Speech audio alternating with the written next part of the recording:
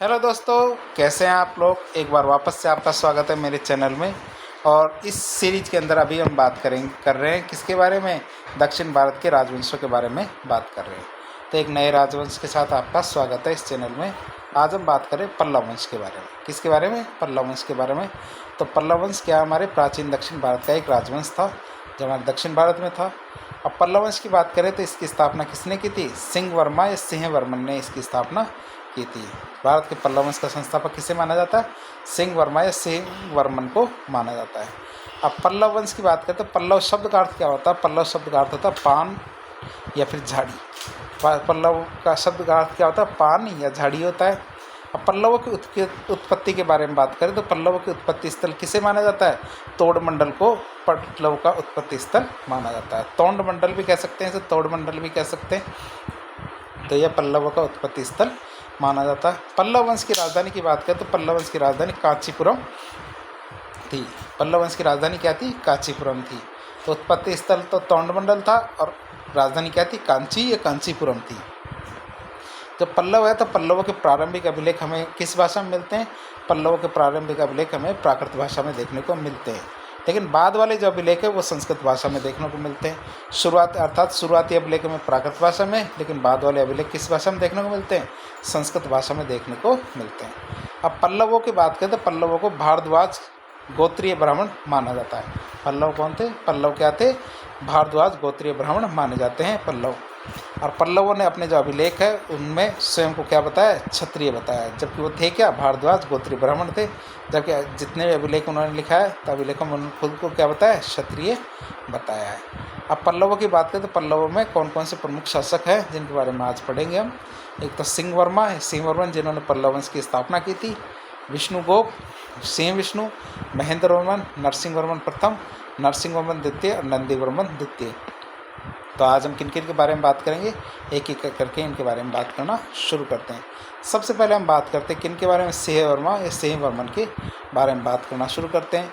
भारत में पल्लव वंश की स्थापना सिंह वर्मा या सिंह वर्मन ने की थी। किसने? सिंह वर्मा या सिंह वर्मन ने पल्लव वंश की स्थापना की थी। आगे हम बात करें दूसरे की तो विष्णुगोप। हरिशेन की जो प्रयाग प्रशस्ति है, हरिशेन ने जो प्रयाग प्रशस्ति लिखी थी प्रयाग के अंदर, उसके अनुसार समुद्रगुप्त ने विष्णुगुप्त को हराया था। विष्णुगुप्त की बात करें तो समुद्रगुप्त ने क्या किया था? विष्णुगुप्त को हराया था। जब हमने पढ़ा था समुद्रगुप्त के बारे में तो जो समुद्रगुप्त का जो दक्षिण भारत का अभियान था उस अभियान में विष्णुगुप्त को हराया था। और ये कहाँ लिखा हुआ है? हरिशेन की प्रयाग प्रशस्ति में। फिर आता है तीसरा शासक सिंह विष्णु। तो भारतीय कवि जो भारवी है, भारतीय कवि भारवी है, वह क्या था? सिंह विष्णु का दरबारी विद्वान था। सिंह विष्णु का क्या था? दरबारी विद्वान था। कौन? भारवी। और भारवी की बात करें तो भारवी कौन था? भारवी ने एक किरातार्जुनीयम नामक पुस्तक लिखी थी। किरातार्जुनीयम का अर्थ होता है किरात और अर्जुन। भारवी की जो किरातार्जुनीय पुस्तक का विषय भगवान शिव अर्थात किरात और अर्जुन की कहानी है। इस पुस्तक में क्या होता है कि एक बार क्या होता है, अर्जुन को अपने धनुर्धर विद्या के ऊपर घमंड हो जाता है, जिसमें उसको घमंड को तोड़ने के लिए भगवान शिव एक किरात अर्थात एक शिकारी बनकर उनके सामने आते हैं। उन दोनों के द्वारा एक हिरण का शिकार किया जाता है। हिरण के शिकार के दौरान जो किरात था अर्थात जो भगवान शिव जिनका वेश धरकर आए थे, उन्होंने कहा कि वह हिरण उसने मारा है, जबकि भगवान वो अर्जुन कहते हैं ये किरात वो जो शिकार है उसके द्वारा किया गया था। फिर दोनों के बीच में कंपटीशन की चुनौती दी जाती है कि वह एक धनुर्धर विद्या का एक कंपटीशन या चुनौती लेते हैं। दोनों के बीच में काफ़ी लंबे समय तक धनुर्विद्या का एक कंपटीशन चलता है, लेकिन भगवान शिव अर्जुन से हार नहीं हारते हैं और अर्जुन भी हार नहीं मानता। अंत में अर्जुन हार मान लेता है, पूछता है कि भगवान आप कौन हैं जो जिन्होंने मेरी धनुर्विद्या का जो मेरा घमंड था उसको चूर चूर कर दिया। जब भगवान शिव उनको दर्शन देते हैं तो इस पूरी कहानी के बारे में हमें कहाँ से पता चलता है? भारवी की जो किरातार्जुनीयम पुस्तक है उस पुस्तक से हमें इस कहानी या इस घटना के बारे में जानकारी मिलती है। अगले शासक की बात करते हैं। अगला शासक हमारा महेंद्र वर्मन। महेंद्र वर्मन क्या था? एक विद्वान शासक था। महेंद्र वर्मन क्या था? एक विद्वान शासक था। महेंद्र वर्मन ने एक मतविलास नामक उपाधि धारण की थी। महेंद्र वर्मन ने क्या किया था? मतविलास नामक उपाधि धारण की थी। पल्लव स्थापत्य कला का पहला चरण की बात करें जो महेंद्र वर्मन के शासनकाल में ही शुरू हुआ था। पल्लव जो स्थापत्य कला थी तो उसका पहला चरण कब शुरू हुआ था? महेंद्र वर्मन के शासनकाल में ही शुरू हुआ था। अब महेंद्र वर्मन की बात करें तो महेंद्र वर्मन की पुस्तकों के बारे में कौन कौन सी पुस्तकें लिखी गई थी? महेंद्र वर्मन ने 2 पुस्तकें लिखी थी, एक तो मतविलास प्रहसन और दूसरी भगवतुज्जीदियम। भगवतुज्जीदियम प्रहसन, ये 2 पुस्तकें महेंद्र वर्मन के द्वारा लिखी गई थी। सबसे पहली पुस्तक की बात करते हैं मतविलास प्रहसन की। तो मतविलास प्रहसन की बात करें तो पल्लव वंश के शासक महेंद्र वर्मन के द्वारा ये पुस्तक लिखी गई थी। पल्लव वंश के शासक किसके द्वारा? महेंद्र वर्मन के द्वारा ये पुस्तक लिखी गई थी। और ये क्या है कि संस्कृत एकांकी नाटक है। ये क्या है? संस्कृत का एकांकी नाटक माना जाता है। तो मतविलास प्रहसन आप देख सकते हैं। इसके बाद बात करें तो ये पुस्तक क्या थी? एक व्यंग्य पुस्तक है। क्या थी? एक व्यंग्य पुस्तक थी। जो मतविलास प्रहसन है ये एक व्यंग्य पुस्तक है और इस पुस्तक में बौद्ध भिक्षुओं और कपालिकों पर व्यंग्य किया गया है। अर्थात मतविलास प्रहसन को भारत की पहली व्यंग्य पुस्तक या व्यंग्यात्मक पुस्तक माना जाता है। अर्थात जो बौद्ध भिक्षु है उन पर व्यंग्य किया गया है। अर्थात जो बौद्ध भिक्षु धन इकट्ठा करना शुरू कर देते हैं, आराम की या मौज की ज़िंदगी जीना शुरू कर देते हैं, अपने जो पथभ्रष्ट हो जाते हैं, उनके लिए व्यंग्य किया गया है। साथ ही साथ कापालिक साधु थे, उनके ऊपर भी व्यंग्य किया था। जो धन इकट्ठा करना और लोभ लालच इस तरह की जो कार्य जिन्होंने शुरू कर दिया था, तो उन पर ये व्यंग्य था। दूसरी पुस्तक की बात करें तो दूसरी पुस्तक थी हमारी भगवतुज्जीदियम प्रहसन। भगवतुज्जीदियम प्रहसन की बात करें तो ये पुस्तक क्या है? पल्लव वंश के शासक महेंद्र वर्मन ने तो लिखी ही थी। साथ ही साथ ये पुस्तक, इस पुस्तक को भी क्या माना जाता है? एक व्यंग्य पुस्तक माना जाता है। क्या माना जाता है? एक व्यंग्य पुस्तक माना जाता है। भगवतुज्जीदियम पुस्तक की बात करें तो यह भी एक व्यंग्य पुस्तक है। अगले शासक की बात करें तो अगला शासक कौन है हमारा? नरसिंह वर्मन प्रथम। अगला शासक कौन है? अगला शासक हमारा है नरसिंह वर्मन प्रथम। नरसिंह वर्मन प्रथम की बात करें तो पल्लव वंश का सबसे प्रतापी शासक नरसिंह वर्मन प्रथम था। और नरसिंह वर्मन प्रथम की उपाधियों की बात करें तो नरसिंह वर्मन प्रथम को उपाधि दी गई थी। कौन कौन सी? मम्मल या महामल और वातापी कोंड, तो 2 उपाधि दी गई थी नरसिंह वर्मन प्रथम को। मम्मल या महामल्ल भी कह सकते हैं और वातापी कोंड। नरसिंह वर्मन प्रथम की बात करें हम तो जो चालुक्य शासक पुलकेशिन द्वितीय था, नरसिंह वर्मन प्रथम ने क्या किया? चालुक्य शासक पुलकेशिन द्वितीय को हराया था। किसको हराया था? पुलकेशिन द्वितीय को हराया था। और पुलकेशिन द्वितीय को पराजित करने के बाद या हराने के बाद नरसिंह वर्मन ने वातापी कोंड की उपाधि धारण की थी। किसकी उपाधि धारण की थी? वातापी कोंड या वातापी को हराने वाला। वातापी का शासक था पुलकेशिन द्वितीय, इसीलिए उसने नरसिंह वर्मन प्रथम ने कौन सी उपाधि धारण की? वातापी कोंड की उपाधि धारण की। तो नरसिंह वर्मन प्रथम ने मम्मलपुरम शहर बसाया था। मम्मलपुरम शहर किसने बसाया था? नरसिंह वर्मन प्रथम ने। मम्मलपुरम शहर को वर्तमान में महाबलीपुरम शहर भी कहते हैं। आजकल क्या कहते हैं? इसे महाबलीपुरम शहर भी कहा जाता है। मम्मलपुरम या महाबलीपुरम शहर वर्तमान में भारत के तमिलनाडु राज्य के जो चेंगलपट्टू जिला है ना, वहाँ पे मम्मलपुरम शहर या महाबलीपुरम शहर कहाँ? वर्तमान में भारत का जो तमिलनाडु है, यहाँ पे एक चेंगलपट्टू जिला है, वहाँ पे। और पल्लव स्थापत्य कला का दूसरा चरण नरसिंह वर्मन प्रथम के शासन के काल को माना जाता है। नरसिंह वर्मन प्रथम के शासनकाल को माना जाता है पल्लव स्थापत्य कला का दूसरा चरण। इसके बाद बात करें तो नरसिंह वर्मन द्वितीय की। नरसिंह वर्मन द्वितीय के बारे में बात करें हम तो नरसिंह वर्मन द्वितीय ने राज सिंह प्रथम, राज सिंह द्वितीय इसकी उपाधि धारण की थी। तो राज सिंह ने क्या किया था? राज सिंह प्रथम या राज सिंह द्वितीय की उपाधि धारण की थी। किसने? नरसिंह वर्मन प्रथम ने। अब पल्लव स्थापत्य कला का तीसरा चरण नरसिंह वर्मन प्रथम द्वितीय के शासनकाल में शुरू होगा। तीसरा चरण किसके टाइम पे? नरसिंह वर्मन द्वितीय के टाइम पे शुरू हो गया था। आगे हम बात करें नंदी वर्मन की। तो नंदी वर्मन की बात करें तो चौथा चरण हमारे नंदी वर्मन के द्वितीय के शासनकाल को माना जा सकता है हमारे स्थापत्य कला का पल्लव के। अब पल्लव वंश को क्यों याद किया जाता है? पल्लव वंश को याद किया जाता है उनकी स्थापत्य कला के लिए। उनकी स्थापत्य कला के लिए उनको सबसे ज़्यादा याद किया जाता है। तो उनकी स्थापत्य कला के बारे में थोड़ी जानकारी ले लेते हैं।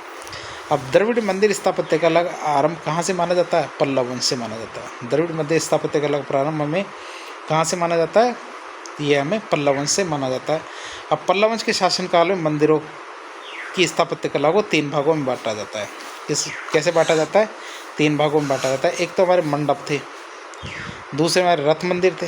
एक तो हमारे मंडप थे, दूसरे हमारे रथ मंदिर थे, तीसरे मंदिर थे। क्या थे?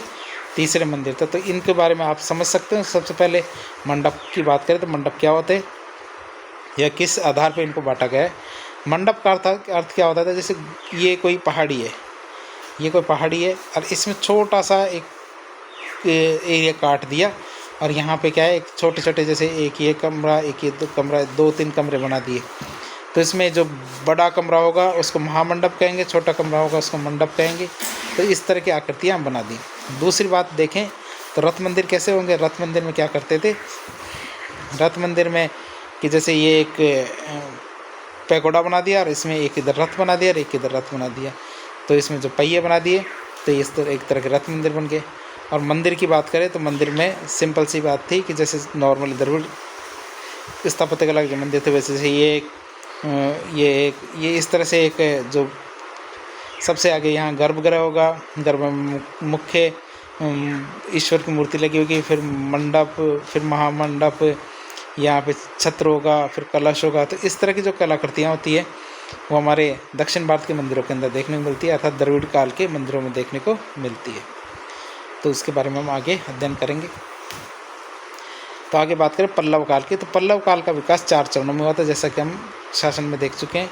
सबसे पहले बात करते हैं, पहला चरण हमारा महेंद्र वर्मन शैली थी, दूसरे चरण में हमारा नरसिंह वर्मन प्रथम शैली थी जिसे मम्मल शैली भी कहते हैं, तीसरे चरण में हमारा नरसिंह वर्मन द्वितीय शैली जिसे राज सिंह शैली भी कहते हैं, चौथे चरण में हमें नंदी वर्मन शैली थी जिसका दूसरा चरण माना जाता है। तो एक एक करके इनके बारे में हम अध्ययन करते हैं। सबसे पहले हम बात करते हैं महेंद्र वर्मन शैली या मत्त विलास शैली की। महेंद्र वर्मन शैली जिसको मत्त विलास शैली भी कहते हैं। पल्लव वंश के शासक महेंद्र वर्मन के शासनकाल में भारत में गुफाओं का निर्माण होना शुरू हुआ था। किसका निर्माण होना शुरू हो गया था, गुफाओं का निर्माण होना शुरू हो गया था, जिसे मंडप कहा जाता था। महेंद्र वर्मन के शासनकाल में निर्मित जो मंडप थे 2 या 3 कक्ष के होते थे। वैसे आपने यदि राउडी राठौड़ मूवी देखी होगी तो राउडी राठौड़ मूवी के अंदर आखिरी जो सीन चल रहे थे जिसके अंदर अक्षय कुमार को बांधा जाता है और उसे घसीटा जाता है, तो आपने एक छोटी छोटी गुफाएं देखी होगी जहां वो सारी जनता इकट्ठी हो जाती है और उसे जो अक्षय कुमार है तो अक्षय कुमार पर उस फिल्म का जो सीन दर्शाया गया था वो हमारे महेंद्र वर्मन शैली के जो मंदिर थे ना, मंडप, उन गुफाओं के अंदर दर्शाया गया था। ये आप देख सकते हैं यदि आपको मौका मिले तो। वैसे आप यूट्यूब पर भी इस सीन को देख सकते हैं, अक्षय कुमार की जो राउडी राठौड़ मूवी है उसके अंदर। आगे बात करें नरसिंह वर्मन प्रथम शैली जिसको मम्मल शैली भी कहा जाता है। तो पल्लव वंश के शासक नरसिंह वर्मन प्रथम के शासनकाल में भारत में मंडपों और रथ मंदिरों का निर्माण होना शुरू हुआ था। नरसिंह वर्मन प्रथम के शासनकाल में जो निर्मित मंडप होते थे उसमें 2, 3 या 4 कमरे होते थे। नरसिंह वर्मन प्रथम के शासनकाल में महाबलीपुरम में रथ मंदिरों का निर्माण होना शुरू हो गया था। किसका निर्माण होना शुरू हो गया था, रथ मंदिरों का निर्माण होना शुरू हो गया था। महाबलीपुरम भारत के जो तमिलनाडु राज्य है उसमें चेंगलपट्टू जिला है, वहाँ पे एक शहर है, कौन सा, महाबलीपुरम। अब रथ मंदिरों की बात करते हैं, रथ मंदिर कैसे होते हैं, एकाश्मक होते हैं। एकाश्मक अर्थात एक ही पत्थर से बने हुए, अर्थात रथ मंदिर का निर्माण एक ही पत्थर या चट्टान से को काट कर किया जाता था। अब नरसिंह वर्मन प्रथम के शासनकाल की बात करें तो नरसिंह वर्मन प्रथम के शासनकाल में जो निर्मित रथ मंदिर है उनको पांडव मंदिर या फिर सप्त पैगोडा भी कहा जाता है। क्या कहते हैं, पांडव मंदिर या सप्त पैगोडा भी कहा जाता था नरसिंह वर्मन प्रथम के शासनकाल में जो मंदिर बने थे। अब मंदिरों की बात करें तो इनमें मंदिरों की संख्या 8 है। कितने हैं, मंदिरों की संख्या 8 है। जैसे सबसे खास हमारे युधिष्ठिर रथ मंदिर जो सबसे भव्य रथ मंदिर है, फिर भीम रथ मंदिर, फिर अर्जुन रथ मंदिर की बात करते हैं भगवान शिव को समर्पित है। नकुल और सहदेव मंदिर, द्रौपदी रथ मंदिर ये सबसे साधारण सबसे छोटा है, ये 1 मंजिला और माता दुर्गा को समर्पित है। फिर गणेश रथ मंदिर, फिर पिडारी मंदिर या पिदारी रथ मंदिर और फिर आता वलय रथ मंदिर। तो एक एक करके इनके बारे में थोड़ा अच्छे से आपको दिखा देते हैं। सबसे पहले आप देखेंगे ये हमारे युधिष्ठिर रथ मंदिर है, सबसे भव्य मंदिर है। दूसरा भीम रथ मंदिर है, ये आप देख रहे हैं, आप इनको वहाँ जाकर भी देख सकते हैं चेंगलपट्टू जिले के अंदर। ये हमारा अर्जुन मंदिर है, रथ मंदिर जो भगवान शिव को समर्पित है। ये नकुल सहदेव है जो दोनों मंदिर साथ साथ है। इसके आगे हम देखें ये हमारा द्रौपदी रथ मंदिर है, ये सबसे साधारण है, सबसे सिंपल है, जो 1 मंजिला है, माता दुर्गा को समर्पित है। साथ ही साथ गणेश रथ मंदिर है। ये हमारा पिदारी रथ मंदिर ये और वलय रथ मंदिर है। ये पिदारी रथ मंदिर है और ये हमारा गणेश रथ मंदिर है, ठीक है। और ये हमारा वलय रथ मंदिर है। तो इस तरह हम यहाँ 8 पैगोडा के बारे में देख लिया था। पहले इसे सप्त पैगोडा कहा जाता था, लेकिन जो 2004 की सुनामी आई थी, सुनामी के दौरान जो वहाँ की मिट्टी हटी और वहाँ से 8वां रथ मंदिर भी हमें देखने को मिला। तो इस तरह अब इसे 8 पैगोडा या 8 पैगोडा कहा जाता है। नरसिंह वर्मन द्वितीय शैली, जिसे राज सिंह शैली भी कहते हैं, नरसिंह वर्मन द्वितीय शैली के शासनकाल में स्वतंत्र मंदिरों का निर्माण होना शुरू हो गया था। नरसिंह वर्मन द्वितीय का शासनकाल की बात करें तो पल्लव मंदिर स्थापत्य कला का ये स्वर्णकाल माना जाता है। क्यों? क्योंकि इसमें बहुत ही सुंदर और बहुत अच्छे अच्छे मंदिरों का निर्माण होना शुरू हो गया था। नरसिंह वर्मन द्वितीय के शासनकाल में कौन कौन से मंदिर थे? एक तो महाबलीपुरम का तटीय मंदिर, कैलाशनाथ मंदिर, बैकुंठ पेरुमल मंदिर। तो आप देख सकते हैं कौन कौन से मंदिर है नरसिंह वर्मन द्वितीय के। एक तो महाबलीपुरम का तटीय मंदिर, एक कैलाशनाथ मंदिर और बैकुंठ पेरुमल मंदिर। सबसे पहले हम बात करते हैं महाबलीपुरम का तटीय मंदिर। महाबलीपुरम के तटीय मंदिर की बात करें तो महाबलीपुरम का तटीय मंदिर का निर्माण पल्लव वंश के शासक नरसिंह वर्मन द्वितीय ने कराया था। और कहाँ कराया? तमिलनाडु राज्य के चेंगलपट्टू जिला है ना, वहाँ पे एक महाबलीपुरम शहर बसाया गया था, जहाँ पे महाबलीपुरम के तटीय मंदिर बनाए गए थे। ये आप देख सकते हैं महाबलीपुरम के तटीय मंदिर, जिसकी सुंदरता निहारते ही बनती है। यदि आपको मौका मिले तो आप इन्हें ज़रूर देखिएगा, क्योंकि ये हमारे भारत की विरासत मानी जाती है। फिर आते हैं महाबलीपुरम के तटीय मंदिर की। तो महाबलीपुरम के जो तटीय मंदिर है इनको राज सिंह शैली से निर्मित मंदिर भी कहा जाता है। ये आरएस परीक्षा 2021 की जो मेंस परीक्षा थी उसके अंदर भी पूछा गया सवाल था कि राज सिंह शैली के बारे में बताइए, तो ये बताना था हमें। लेकिन कुछ लोग या कुछ बच्चों ने क्या किया, जो राजस्थान के अंदर राज सिंह थे, महाराणा राज सिंह जो उदयपुर के थे, उनके बारे में लिख के आए होंगे, लेकिन हमें बताना था इस शैली के बारे में। आगे हम बात करते हैं कैलाशनाथ मंदिर की। तो कैलाशनाथ मंदिर का निर्माण पल्लव वंश के शासक जो नरसिंह वर्मन द्वितीय के शासनकाल में हुआ था। कैलाशनाथ मंदिर तमिलनाडु के कांचीपुरम शहर में स्थित मंदिर है। ये हमारा कैलाशनाथ मंदिर है, जो भी आप देख सकते हैं कितना सुंदर है। इसमें कुछ लोग यहाँ से जाते हुए दिख रहे हैं, ये यहाँ से जाते हुए दिख रहे हैं, तो आप देख सकते हैं। अब नंदी वर्मन शैली की बात करें तो नंदी वर्मन द्वितीय के शासनकाल में छोटे छोटे मंदिरों का निर्माण होना शुरू हो गया था, लेकिन अलंकरण पर इन पर विशेष ध्यान दिया गया था। क्या किया गया था? अलंकरण पर विशेष ध्यान दिया गया था। अब नंदी वर्मन शैली की बात करें तो शासनकाल में कौन कौन से मंदिर बने थे नंदी वर्मन शैली के? एक तो हमारा मुक्तेश्वर मंदिर था। कौन सा? मुक्तेश्वर मंदिर। मुक्तेश्वर मंदिर की बात करें तो मुक्तेश्वर मंदिर उड़ीसा के राष्ट्रीय राजधानी भुवनेश्वर में है। कहाँ? उड़ीसा की राजधानी भुवनेश्वर में है। कौन सा? मुक्तेश्वर मंदिर। तो मुक्तेश्वर मंदिर आप देख सकते हैं। इसमें क्या साइज में कम हो गए, लेकिन इनका अलंकरण अर्थात सुंदरता पर ज़्यादा ध्यान दिया जाने लगा। अब मुक्तेश्वर का मंदिर हमने देख लिया। मुक्तेश्वर मंदिर का निर्माण पल्लव वंश के शासक नंदी वर्मन द्वितीय के शासनकाल में हुआ था। एक सवाल आया था 2021 की परीक्षा के अंदर। 2021 के परीक्षा के अंदर हमने देखा था एक सवाल 2018 की परीक्षा में आया था। कौन सा? अर्जुन की तपस्या। अर्जुन की तपस्या सवाल की बात करें हम, जिसे गंगा अवतरण शैली भी कहा जाता है। क्या कहा जाता है? गंगा अवतरण शैली भी कहा जाता है। अर्जुन की तपस्या गंगा अवतरण शैली क्या है? महाबलीपुरम में,